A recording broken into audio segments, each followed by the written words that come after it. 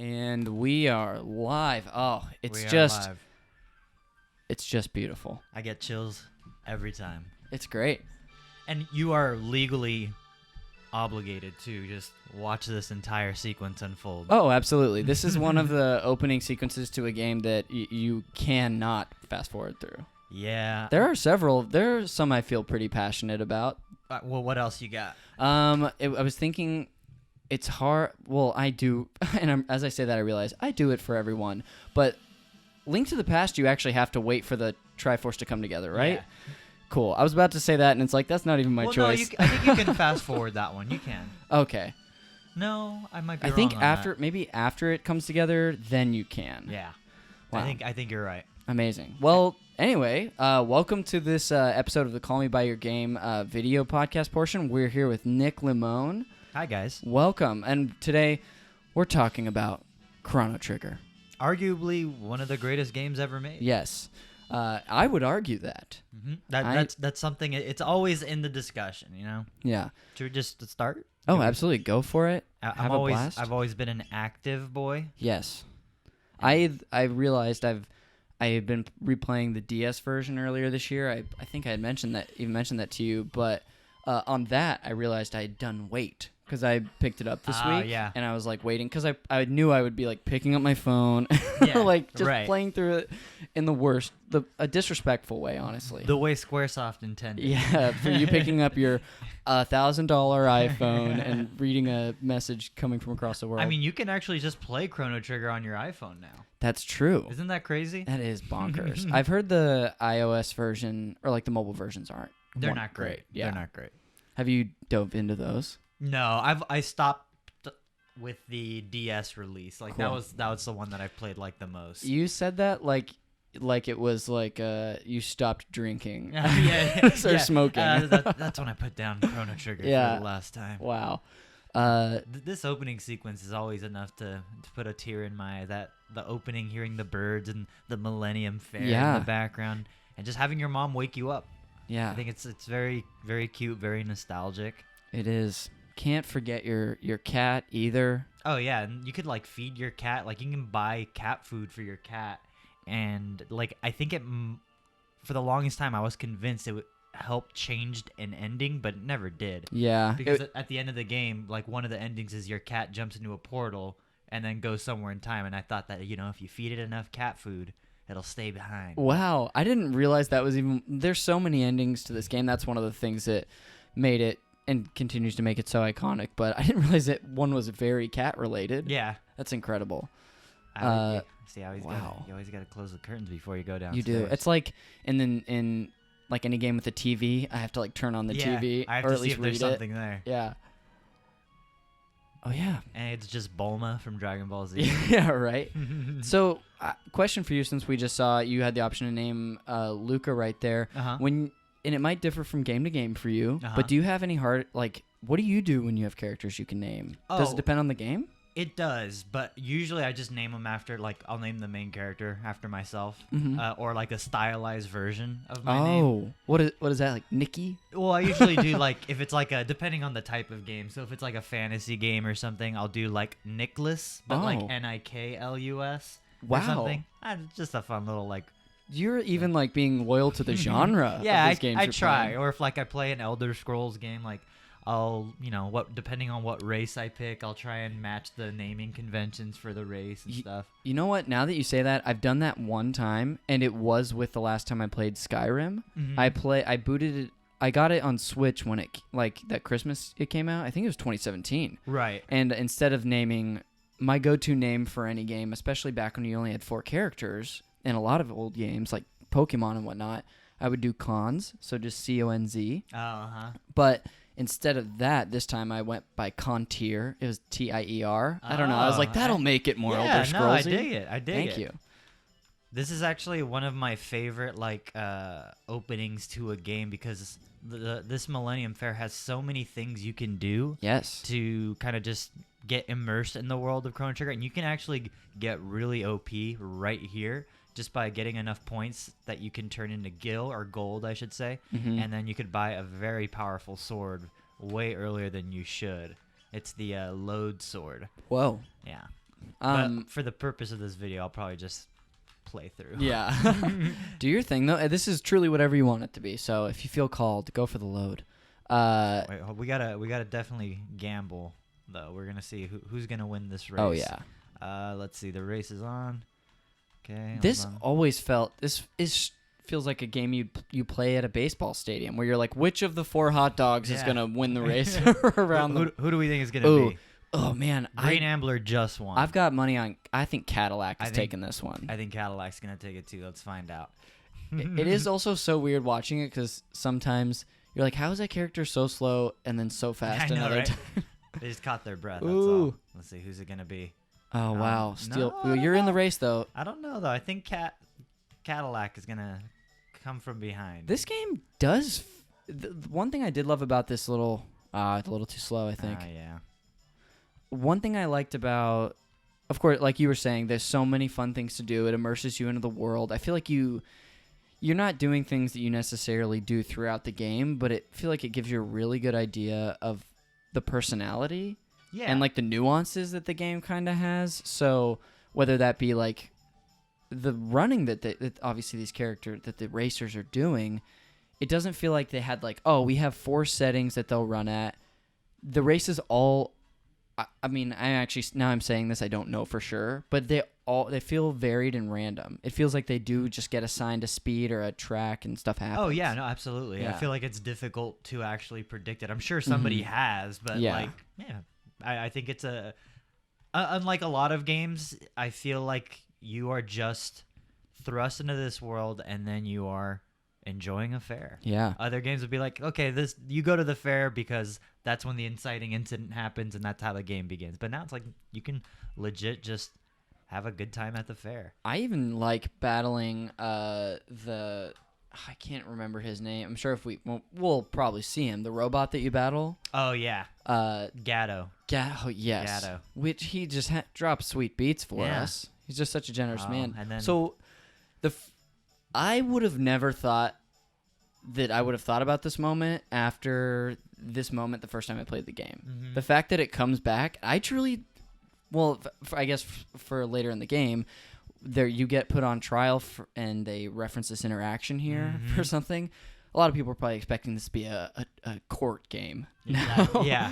No, it's super important. The actions you take in this fair sequence play a pretty decent role, and it's a fun story reveal that like this encounter is just so much more serious than you intend. Like right here, just the fact that I spoke to Marley before I picked up the necklace is gonna earn me brownie points in the court trial, because they're going to assume I kidnapped the princess, and instead of like that bump that you do in the beginning, they hold that against you, and that'll never let you win the trial. But if you pick up the necklace before you talk to her, like, he was trying to steal the necklace. Yep. Oh yeah. There's like a cat you can bring back to one of the kids. Oh, that's right. And then she testifies on your behalf. She goes, "No, he helped me," and you help win the jury over. It's too bad that, I mean, it's not too bad. It's part of the game and the story, and I like it. But you could truly have 7 jurors on your side and 0 for the prosecution, and you still lose. Well, the good news is that you get like I think a bunch of gold. Oh. Yeah, I think you either get a sword or a bunch of gold that gets left in your cell. That's pretty cool. As a result. I like that. We gotta go fight Gatto. Oh.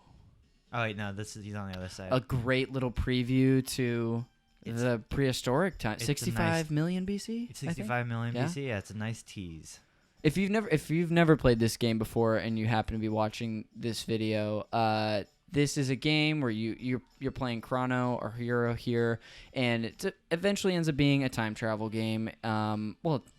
Not a time travel game. It's a game with time travel. Correct. And it's a JRPG, and there's different eras that you go to. It's not like you can just freely travel between every single year. There's assigned ones. But there were just some people in the square, I guess, acting like cavemen and cavewomen, dancing. It's like a performance. Yeah. It's a concert. Kind of thing, but it's a nice little tease. We're finding out now that I've never been to a concert in my life. No, that's everyone's how finding out. All right concerts now. are done by cave people. Yes. Well, no, I guess it makes me feel better having not known. But you go to, like we were referencing earlier, 65 million BC, and you do also get a party member from that. Yeah. From that time. Well, that's the thing that I like about this game is every time period that you go to, you do get a new character, and they are like indicative of that period. So you can have a robot helping you fight dinosaurs back in 65 million BC, which is like, that's pretty cool. It's very cool. And I think that the worlds, like, it's very clearly the same world map that you're traversing whenever you do the time jumping. Yes. So like small landmarks will be identifiable, and you can just like, oh, I know where we are right now, but it's very different. Time has not been kind. Time has. But... Yeah, and I remember some of the areas. There are like slight alterations, and then there are very extreme alterations to the layout. It might be like and the prehistoric one, I think, is probably very different if I remember correctly. It feels. Yeah. Is it more like a Pangea? It is more like a Pangea, but there is like stuff split apart, but it's just a larger landmass as a whole. I forget who I'm supposed to talk to before I need to. Before you move on. Oh, I think it's this girl right here. Yeah, there you go. Ah. It's weird how like I could not play a game for a long time and then just remember the signposting that you need to do. Yep. Like once you're in the environment, it's like, oh. I wonder how many times. It probably depends on the person, but how many times you have to play a game for that to just be in your DNA from now on? Yeah. Like especially like an opening, such as the opening to like Ocarina of Time or Pokemon Red and Blue, like that sequence that you have to do to actually start playing the game. I feel like I could literally play those games in my head. Yeah. Like I could go through every little motion. Probably blindfolded. Yeah, truly. And then we have our first introduction to Luca. Woo. Our friend. I guess, yeah, you are from this time period. I guess your party could technically have two from... This is 1000 AD? This is 1000 AD. No, I'm sorry. Is it one? Yeah, 1000 AD. I think that confused me when I first played the game because I was like, wait, wouldn't they make it 1999 AD? Because I knew this game... I didn't play this game until the mid-2000s. I first... This is like... Game is one of the reasons that I feel that I would advocate for emulation in certain ways is that I basically... My Super Nintendo experience was, with the exception of playing at my friend's house, all emulation. Because I never had one growing up. I had a regular Nintendo and went straight to the N64. So my first time ever playing this game was on an emulator, and I fell in love with it. Oh yeah, on my computer, and like that was like my game of the summer, and I didn't beat it, but it was the game's really so special. expensive if you were to buy the cartridge. So like being able to emulate it, it's great. Oh yeah, the big experiment. What were you gonna say, buddy? I love the animations. Me too. Like everyone's idol animation, so good. Like Luca's just like kind of. That's what she does in battle, but it's also just like a very cute animation. And then her dad just swinging a hammer. Tabin. I think above all, the thing that really strikes me about Chrono Trigger is just how good it looks. Yeah, I was thinking the same thing just now. Like comparing this to its sequel, Chrono Cross. Like Chrono Cross looks decidedly more dated because it is in early 3D polygons. Yeah, and like just this pixel art is so stylized and it just looks so good. And the characters' motions feel as fluid as any that I remember from this era of games too, and this art style. Like, I know that they're doing a lot to make it feel like that, but you can even walk at different speeds in this game. Which I'm sure it's not the first game to do that, but that is truly a thing that this is the second time I've referenced that in a video episode in a row. We did Arkham Asylum last week. Oh, nice. And Batman, I noticed how different speeds you could walk, how like varied they were, and it was like the greatest thing ever. Sorry, that was a long rant about walking. No, you're good. That is very impressive to me. I think there's just so much character too. Like again, the Super Nintendo didn't have a lot of RAM like the fancy PS4s do nowadays. Yeah. So they had to be very selective about how they could convey the most emotion and character through these small animations. And so like Luca's adjusting her glasses and that tells you like, oh, she's a bookworm, she's a nerd, she's an inventor. Like, it's so cute. It's a great character choice. and they really do a lot with Yeah. very little. That's true. They get a lot of bang for their buck, as the kids say. Yeah. Mm-hmm. Oh no. For some reason, the teleporter opened a rift in time, Oh, and no. now Marley is sucked inside. Who at this point is just a girl She's we've just a met girl. at the fair. Mm-hmm.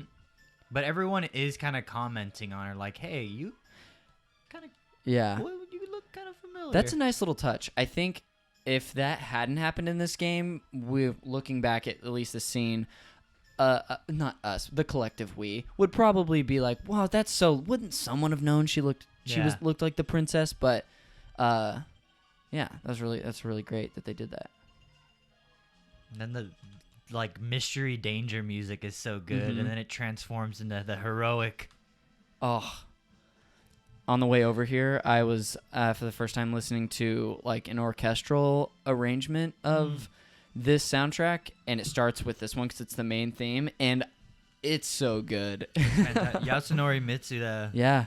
absolutely killed the game. He also nearly killed himself. Yeah, too. right? And then it was Nobu who took over? Nobuo kind of oversaw, I think I'm pretty sure once Mitsuda was hospitalized, that's when they brought in Nobuo Uematsu, who does the music for Final Fantasy. Yeah. And he kind of just saw this through to completion. But I do know he helped play a pretty vital part in developing the music with Mitsuda. Oh, very cool. That's a great person to have take over that job then, if that's the case. You hate to see it, but yeah. It kind of reminds me of Satoru Iwata coming in at the end of Earthbound, or not the end of Earthbound, but coming in and tying stuff together and helping them out with that in a similar way. Because he was probably involved from Nintendo, was a liaison from Nintendo to them anyway, I would guess. And same with Pokemon Gold. That's what he did. That's what he did with Pokemon Gold. Yeah, he's the reason you were able to go to both continents. Yeah, he literally reprogrammed the game. Yeah, jeez. And then fantastic fighting music. Oh, it's great. Oh, I love when you get the occasional critical hit like that. And one of the cool things that I definitely want to reference right now, since we're seeing a battle where characters are moving, are the different ways you can attack characters based on the location in the space. Yeah. If these little blue imps had stayed closer together, you could use a technique that can hit multiple enemies like Cyclone to take both of them out. But you have to time it right. Yeah, and the longer you wait, the more you risk, especially if you're using the active battle system. It might be worth it to try and pull off waiting for enemies to bunch up so you can use the Cyclone attack to attack multiple, but then you run the risk of taking more damage because you're waiting longer. Also, I didn't level up anywhere near as much as I should have, so I might actually die. Yeah. And I don't have any potions, so this might be a short podcast. That's okay. Or a short video record. The video portion is what it is. It's fun. Last time it shut off on us, and it was honestly a great ending. Nice. So it was right after the first battle against your rival. There is another cool thing about this game. Is at the beginning you can choose to go and leave the fair and battle in the forest. My last playthrough, having known this, I definitely left and just leveled up, got a ton of points from Gato to turn in for that sword. Nice. That's how but you don't have to do that. You can just get on with the story. And the thing that's really nice is, we'll see it in a second, but let me just equip this. There we go. The thing I really enjoy about this area is, like you said, you can actually leave the fair and go to the forest that's nearby, and you will see that forest shortly. So you're like, wait a second, this place looks familiar. Yeah. But it's a little bit different. Mm-hmm. And you don't really know why yet. So if this is your first time playing Chrono Trigger, wait, what just happened? Where did I go? Yeah. And so seeing that reveal is always really fun, too. It is. I think the first time I also, which probably would have been this area, started a battle and the screen didn't change into a typical JRPG setup. Yeah, it's for a battle. Go out of the fixed overworld. Background. Yeah, it's just in the environment. Mm-hmm. Really cool. And then we have one of the other greatest songs in this game, Wind Scene. Ugh. So good. And so you can actually Good. like check out where you like your town. Yeah. But now it's like, wait a second, why is everyone like old timey? Yeah. Why is this guy smashing a bell? See, my husband wants a daughter who is intelligent as she is beautiful. So this is is this Luca's like ancestors here? Yeah. Wow. I don't think I've ever put that together until just now. Because they do reveal too that Luca's ancestors built the bell that's in Lean Square. Oh, wow. Man, so that's really cool. There are some, I feel like a lot of JRPGs you go into. I mean, this year I also replayed a big chunk of Final Fantasy VI. Oh, nice. And in that game, a very minor criticism I would have is that in a lot of the towns, the rooms and the buildings can feel like copy pasted a little bit. Yeah. And there's not a lot of personality to them. In some cases. Mm-hmm. And that I was trying to remember if that was the case in this game, and this might just be because you're in your main town that they like gave it some context and some like a cool little like anecdote like that. But I like to believe that it is pretty varied and there's different like lines of dialogue and stuff going on in the homes. Well, I think the thing that Chrono Trigger really benefits from is it does have clever writing. Like I think all of the townsfolk interactions are usually like not vital, but they're fun and they're cute. Very much like a Dragon Quest game where you don't need to really talk to anyone in town, but you like talking to them because everyone kind of has an almost distinct personality that you can glean from a few lines. And it makes sense, too, that it's similar to Dragon Quest because Yuji Horii, creator of Dragon Quest, they brought on to also work on this game. Yeah. This game feels a lot more, and this is coming from someone who truly has only played like 5 minutes into any Dragon Quest game ever. It feels a lot more Dragon Quest in personality than it does Final Fantasy, even though the two creators made this game together. Well, I think it's warmer. Yeah, that's good. Yeah, definitely.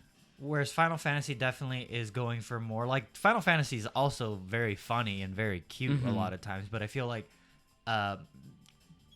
Dragon Quest very much has that distinct, like, comfort food type of feeling to it. Yeah. And I think that Chrono Trigger really taps into that as well. And just in its presentation, its look, and its tone. Yeah. Especially, that would even make more sense considering the era, because the last, Final Fantasy game, or the closest one to this was 6, which is a very dark, it's a darker game. Sad game. It has moments of levity, but there is a literal point where a woman tries to commit suicide. It's like, that's pretty dark. There's that cyclone. Love it. And then that sound. That's one thing that I always seem to never value when I'm playing, but like after the fact, is the sound design is not only fun, but it's also satisfying. Like hearing that like enemy exploding sound is so it's so like rewarding because you're like, oh man, am I gonna win this fight? Oh. Right. Man, I'm realizing now playing on this TV that I have never played this game on a screen even close to this size. Oh yeah. I like I said, I played it on the computer growing up. I mean, my monitor must have been like, I don't know, how big is this? Yeah. 15, 16 inches growing up. Not very big, but then most of my experience has actually been with the Nintendo DS version. Yeah. So I got it the year it came out. I played it, I think, a year or two before on the emulator, so I knew it. And I had to have it. Oh, yeah. It was like my big Christmas gift. It was the thing I looked forward to the most that year. Hell yeah. But that's also a very tiny screen. Yeah, it is. So seeing it blown up is it very truly nice. is pretty. No trespassing. Oh, okay. I thought that was like you tried to walk. Yeah. I don't think I'm actually supposed to be here yet. Yeah, was there something else you're supposed to do? Where is he from? Are you one of Magus's troopers? And see, look, there's like drops of information. Like you don't see Magus until way later in the game, and just like it drops little bits of info that it's kind of teasing what's coming ahead in very fun ways. It does. The game establishes early on that Magus is an evil entity in this time period, and he is not a very good person. And No. so they paint him as a big villain, and he is, understandably. But then later on, it reveals like you get to recruit him to your team, or you can choose to fight and kill him. Yeah. Which is pretty cool. That goes into one of the many endings for the game. I'm trying to think now, because I love that. I love that also, there's another character in your lineup that you could not have by the end of the game. Yes. Not that it feels weird about talking about a game that came out 24 years ago, not wanting to spoil that part, but that's a pretty important part. I feel like there could be people watching this game who would see this. It's pretty accessible and want to play it, so maybe I just won't spoil that little part. What's the statute of limitation on spoilers from a game from 25 years ago? Yeah. On the audio portion, we'll talk about whatever we want to talk about. Okay. We'll do a spoiler disclaimer definitely. if we do dive into spoiler territory. Yeah. But yeah, if you've not played Chrono Trigger and you like video games even a little bit, you should just play Chrono Trigger. It is well worth your time. And I think it truly holds up. Absolutely.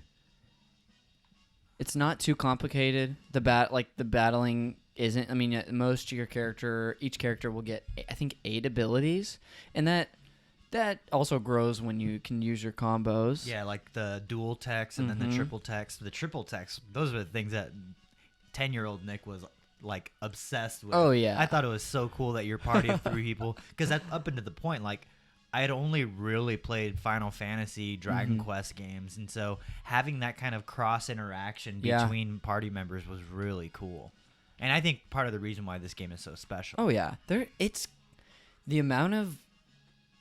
I feel like you could we should make a list someday just for ourselves. That's like top 10 things you love most about Chrono Trigger, because it wouldn't even be like, oh, I love.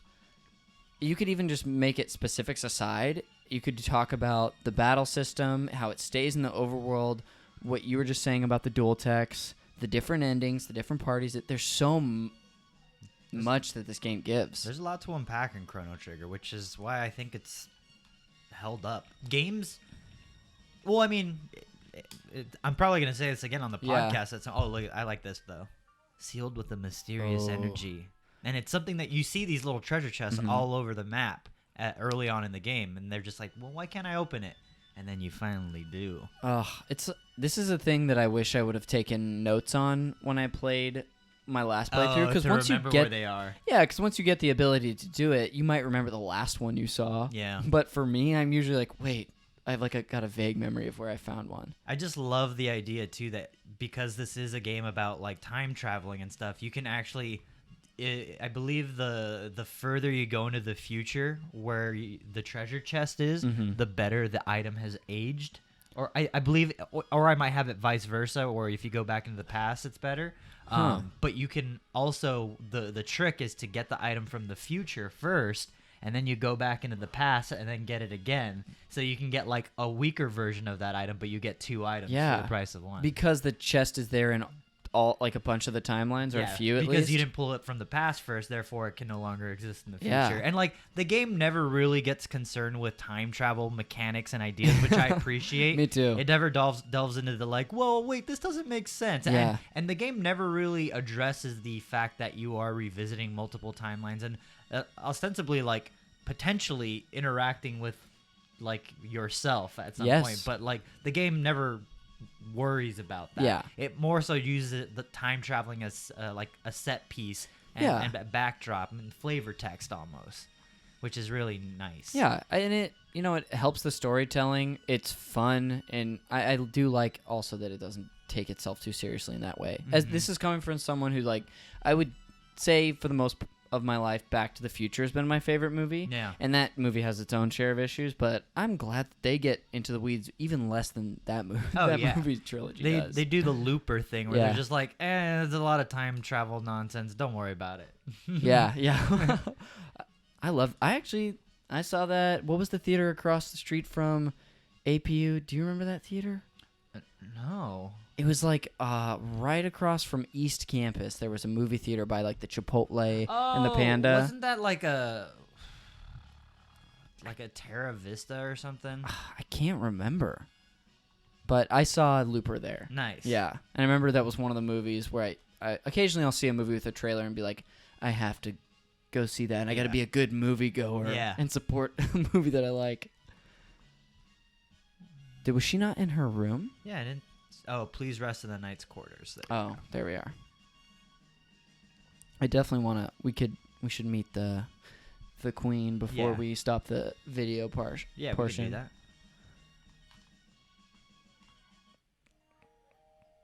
Take a snooze. I like how he just walks out of bed. Yeah. That guy's still asleep. Yeah.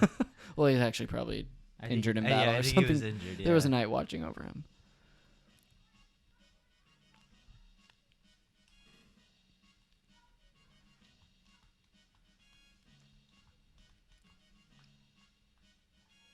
Oh, wait. Please rest in... I already did that. Yeah, what the heck? Let me see. Maybe I just have to go back up here now. Yeah. Maybe he just says that every time. Yeah. Yeah, and there should be good. No? Oh, it was the other tower. People say the chances have gone crazy. Huh. Oh, first off, great. I'm glad you went back and got that bronze mail. Yeah. Huh. I think it was the other tower. I mean, it makes sense. Her chair's on that side. Yeah. Right? Oh, I didn't even put that together. I was just thinking, remembering like where you entered and where the other guard was. Huh. Yeah, I'm not really paying attention as much as I normally would have. Yeah, we're speeding through this. It's usually, I mean, I take too long in a lot of games, but I'd be like 3 hours deep at this point, just because I would spend so much time in the forest and whatnot. I mean, I probably would have barely finished grinding in the Millennium Fair. So at this point in this timeline, Chrono is visiting. He's visiting the queen who had disappeared, but we thought she was captured, but she appeared now, and come nearer, sir. Yeah, he's like, wait, what's about to happen? And it's revealed. It's Marley. It's me, but everyone calls me Lean. What do you know? It's your friend who looks exactly like the sprite.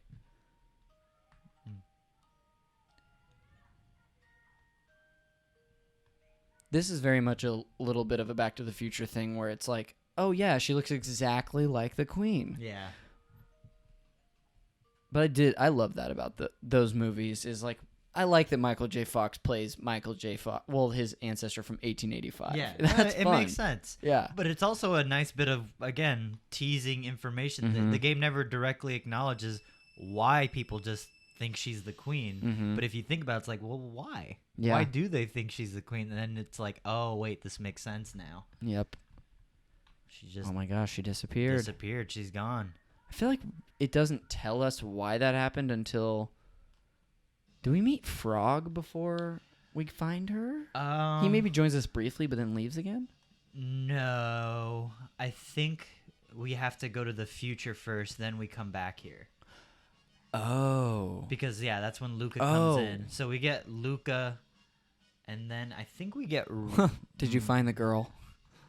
I forget what happens after. I know we go to the future next, because that's his motivation for wanting to be in the different time zone. Different time zone, different era. Yeah.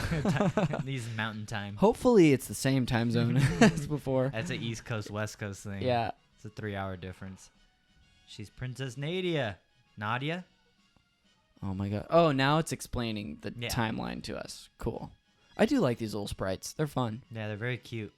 I love that they use like generic woman and then it's her specific sprite. Yeah. And like...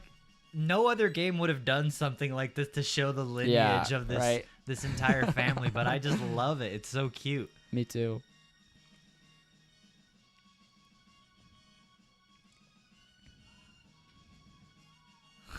This is truly Doc Brown doing the chart time machine. Look, it's dark. They just killed the queen. Oh. Now they're all gone. God save the queen. Also, this guy's just taunting. See, it's such a cute sprite. Also, if she got kidnapped by one of those guys, she kind of deserves to be kidnapped. She got kicked and then killed. Yeah. See, so now we have our stakes. Okay, cool. Which I love. Which, at this point, it's just... I remember, I think, playing this game for the first time, which I feel like a lot of people say this about many RPGs, which is like, I didn't realize there was so much more game left. I thought this was the story. But I think when I played this, I was like, oh, this is just going to be one journey to get this queen back this whole game. Oh, yeah. Not just like one of the chapters, I guess. Yeah, it's the Final Fantasy-esque reimagining of what a classic JRPG story is. Like, instead of saving the queen, fighting the evil person, like, you do it in this game, and that's when it's just barely started. Yeah. Well, yeah, and early in the game, at a certain point in the game, you gain the ability to travel through time with your ship, the Epoch, but at this point, and through a decent chunk of it, you have to find these like little waypoints and portals throughout the world, and they're always in like this, like we were talking about earlier with the continents. They're always in the same spot, ish. Yeah. But when the world changes, it might be different getting to that spot. You might not have access to it anymore. Is it in like a closet? That's the one to get from somewhere else. I know which one you mean. I forgot to talk to somebody in the castle. Oh. This, man, even getting one other party member is so nice. Well, so you can, especially when you get magic too. Yeah. Oh yeah, yeah. Because like in this game, you don't get magic for a while. You have to do something like very like arbitrary, like move around a room in like clockwise fashion. Yeah. What's that guy's that little furry white guy? Specchio. Yeah. That's right. And you hit that. That is a little tedious moment in this game. I love it though. It's so cute. It's just like, okay, sure, I'll do that. This is part of Specchio's charm, I guess. He's also like one of the harder enemies in the game because you can like fight with him. Oh yeah. And train against him, and you get like little rewards. You need to visit him more often at the end of time. Yeah. Him and that old man. Well worth it. I do like how fast Chrono is and the rest of your party. Oh, I know. It's always a drag when the characters move too slow. Mm-hmm. Like, I love Earthbound. I played through that game for the first time this year, and I actually almost played through it a second time because we did... Jeremy does another podcast called Video Games, a Comedy Show, which I'll guest on every so often, probably every other week or so. We just did our end of the year episodes last night. It was really fun. Ooh, nice. But a little spinoff from that show, we started Video Games, a Serious Show, which is not that still just as goofy as the other one, but we kind of did like a few book club episodes this year. Nice. And Earthbound was the first one we did, so I was like, well, I kind of want to replay it, but Ness is so slow in that game. So slow, but I never even got the bike. Have you played that game? Yeah. Yeah, I never even, because I guess there's a bike you can get. I've never done that. Oh. Help you move faster. Yeah. This dude's just eating his food.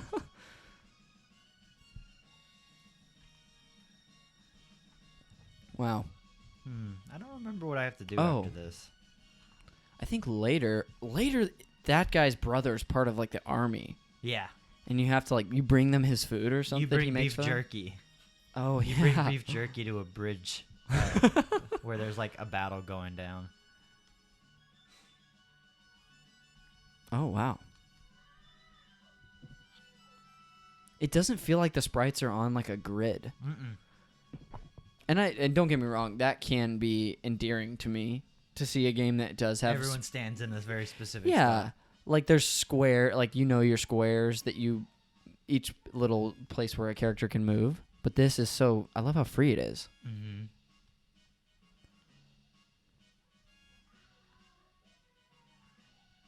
Wow, chefs haven't changed much over the years.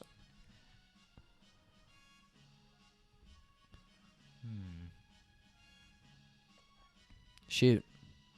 I don't even remember what to do here. Yeah, because I know the time thing, the time portal's supposed to open back up in that canyon where we got dropped off, but I'm not sure. I know where you eventually go, which is that little church, which is to the left of this building. That's in another forest. That's when you have Frog. Yeah, that's later. Yeah. Shoot. Okay. Sorry, sir. Well, we find out why that dude's so mean later on. He's just a monster in disguise. Oh, yeah, right.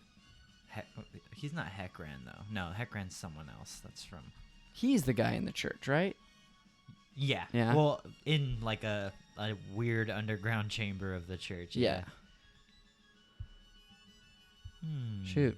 Well, this is probably a good place to leave off anyway. Okay. I mean, we'd love to end on a story point, but we're 45 minutes in. I feel like we got a good idea of what this game is like. Yeah, you get it's a nice overview of what you can expect. But yeah. It definitely gets more complicated as you progress, which I always appreciate. Absolutely. Like you were saying earlier, getting magic is a huge deal. It'll be nice to have more party members to be able to combine your techniques, but it gives you a little preview. Oh, see, look, she learned a new move, Flame Toss. There and you then are. Get Fire Whirl, so they combine special skills together. Beautiful. And now we have our first dual tech. Let's end it Yes. on a dual tech. I definitely want to see that. Because I hate these forest enemies so much. They always felt so... very easy to defeat. Oh, yeah. So it's just like free XP, but... So here we are. Everyone... Oh, her attack hasn't loaded yet. Okay, hit by. I'm so used to having the second screen that all my stuff right. is on. Oh, wow. There it is. Yeah, that'll do it. That'll do it for us. And that'll do it for us on the video portion of the Chrono Trigger episode of Call Me By Your Game. If you want to plug anything right now, feel free to do so. Otherwise, you could just plug on the audio portion. Yeah, I'll just plug on the audio portion. Sounds cool good. We save our plugs for the audio portion. Oh, always. Thanks again for doing this video part. This was really fun. Yeah, no problem, man. All right. And I feel like I'll have more to say in the audio portion. I just have a hard time talking and playing. That has truly been a thing every time, but also it was still very fun and constructive. So thank you for watching this and listening to it. This has been really fun. Don't forget to visit our website at callmebyyourgame.com. If you haven't listened to the audio portion, please do. You can find us on Apple Podcasts and Spotify. Call Me By Your Game. If you found this, you can probably find the audio portion. We'll see you then. See you then.